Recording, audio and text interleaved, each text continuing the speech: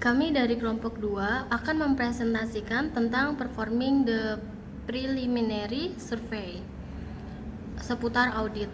Kelompok 2 yaitu ada Mariani, ada Linda Safitri, Priscilia Rusli, Anastasia Amanda, dan Gabriela Michelle.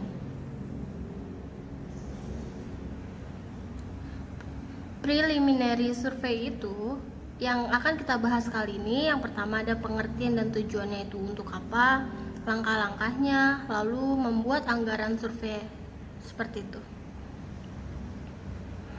Pengertian dan tujuan.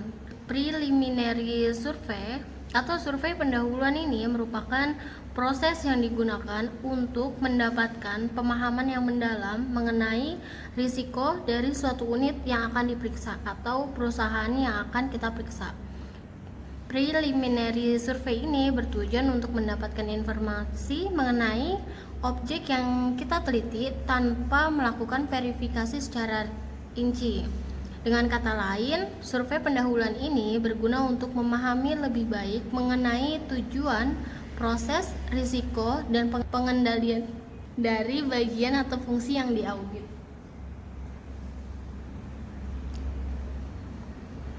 Nah, ini ada langkah-langkah pendahuluan survei. Yang pertama, kita harus melakukan studi awalnya. Yang kedua, pendokumentasi. Ketiga, bertemu klien. Yang keempat, harus mengumpulkan barang buktinya. Lalu kita observasi dan membuat bagan serta kita laporkan. Tahap yang pertama, melakukan studi awal. Studi awal yang dilakukan auditor mencakup penelaahan atas kertas kerja tahun sebelumnya, temuan audit, bagan organisasi, dan dokumen lain yang akan membantu untuk lebih memahami subjek audit. Studi awal dilakukan di kantor pusat. Meskipun banyak auditor internal saat ini dapat mengakses informasi secara elektronik dari lokasi yang jauh, kertas kerja penugasan sebelumnya dapat menunjukkan pendekatan yang dilakukan auditor lain atas penugasan tersebut. Meskipun pendekatan ini mungkin tidak layak atau tidak diinginkan untuk audit tahun ini. Langkah yang kedua, pendokumentasi. Beberapa hal yang dilakukan saat dokumentasi. Yang pertama, pembuatan daftar pengingat. Kedua, daftar isi awal. Ketiga, pengurangan biaya cost reduction. Yang keempat, catatan kesan, record of impression. Yang kelima, kuesioner. Tahap ketiga, bertemu klien. Pertemuan auditor internal dengan manajer klien memberi peluang bagi auditor untuk menjelaskan tujuan dan pendekatan audit yang akan dilakukan. Pertemuan awal cenderung akan menuntun arah audit, salah satunya kemungkinan kerjasama. Audit internal harus terbuka mengenai tujuan audit. Auditor internal harus mempunyai keahlian dalam berhubungan dengan orang dan berkomunikasi secara efektif. Contohnya bisa dilakukan dengan wawancara antara audit ekstern dengan audit intern dan manajernya. Yang keempat, kita harus mengumpulkan barang bukti. Gimana caranya? Yang pertama, kita harus merencanakannya. Yang kedua, pengorganisasiannya. Yang ketiga, pengarahannya. Yang terakhir baru kontrolnya. Cara merencanakannya yaitu kita harus temuin tuh tujuan dan aktivitas organisasi. Yang kedua, kita harus salin kebijakan, arahan, atau prosedur dari perusahaan tersebut. Yang ketiga, kita harus bisa salin anggarannya. Yang keempat, tentuin nih proyek yang tengah berlangsung dan sebagainya. Lalu ada pengorganisasian. Caranya yaitu yang pertama itu dapatkan salinan bagan organisasi. Yang kedua, salinan tentang deskripsi jabatan yang ada di perusahaan tersebut. Yang ketiga, tanya ini hubungan dengan organisasi lain itu apa, entah keluarga ataupun hanya sebatas karyawan, kayak gitu, dan sebagainya juga. Lalu ada pengarahan. Yang pertama, salinan instruksi operasional bagi karyawan. Terus kita tanya karyawan apakah instruksi yang tadi itu udah jelas. Terus ada juga tentukan rentang manajemen pengawasan kerja yang memadai. Lalu ada kontrol. Kita harus dapetin nih salinan staff chart dan pedoman kerja tertulisnya. Terus telaah sistem dan alur kerja perusahaan tersebut.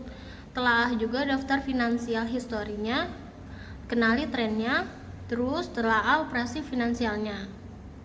Lalu yang terakhir diidentifikasi aktivitas khusus yang akan digambarkan dengan bagian alir. 5. Ada observasi. Pengalaman atau observing akan terus dilakukan selama survei pendahuluan dilakukan. Manfaat dari pengamatan atau observing adalah sebagai berikut. Yang pertama ada menentukan tujuan, sasaran, dan standar. Yang kedua, kontrol-kontrol untuk mencapai tujuan. Yang ketiga, mengevaluasi resiko. Yang keempat, menentukan pengendalian untuk meminim resiko. Yang keenam, pembuatan bagan alir. Pembuatan bagan alir yang formal seharusnya distandarisasikan dengan Departemen Audit. Semua auditor harus menggunakan bentuk yang sama dan mengikuti instruksi dasar yang sama. Biasanya akan sangat membantu bila bagan alir dikoordinasikan dengan auditor eksternal ataupun auditor independen. Analisis yang tidak selalu bisa dicapai dengan narasi yang rinci.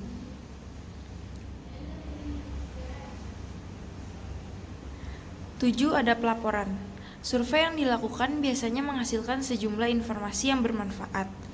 Data yang dikumpulkan dapat mengidentifikasi masalah yang dapat membantu auditor untuk memutuskan apakah pemeriksaan lebih lanjut diperlukan. Selama penelaahan hasil survei dengan manajemen, pelaporan temuan positif dan negatif bisa jadi kondusif bagi hubungan auditor dan klien. Membuat anggaran survei. Memperkirakan waktu yang dibutuhkan auditor merupakan faktor kunci dalam survei pendahuluan. Waktu yang akan dialokasikan akan tergantung pada sejumlah faktor. Makin kenal auditor dengan aktivitas yang ada, maka makin sedikit waktu yang diperlukan untuk melakukan survei. Jika audit bersifat rotasional dan kertas kerja memberikan gambaran yang jelas mengenal tujuan, sasaran, standar, dan kontrol operasi, bersama dengan bagan alir, bagan organisasi, dan dokumen lainnya yang dibutuhkan untuk memperbarui informasi tersebut. Kesimpulan, survei pendahuluan dapat menjadi sarana yang baik untuk menganalisis karyawan dan sistem. Namun bisa juga menjadi sebuah pencarian yang tidak beraturan. Auditor internal harus memastikan bahwa waktu dan upaya yang dihabiskan untuk survei pendahuluan bisa produktif. Keberhasilan dan kegagalan audit sangat tergantung pada survei. Semakin auditor mengenal lebih jauh aktivitas, maka akan semakin cepat waktu yang diperlukan untuk survei pendahuluan. Sekian presentasi dari kami ucapkan terima kasih.